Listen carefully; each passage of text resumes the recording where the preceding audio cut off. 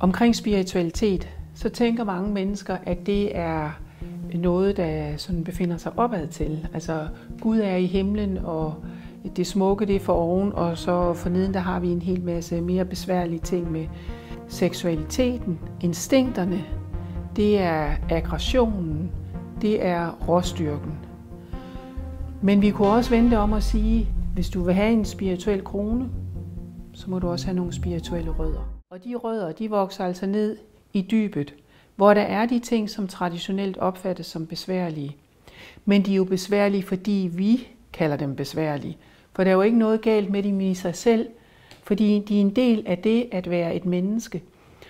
Og det, som er en naturgivet del af det at være menneske, det skal vi faktisk ikke hæve os over eller tænke dårligt om. Så er det med til at give en kraft, et fundament for det spirituelle arbejde, som jeg vil sige er nødvendigt.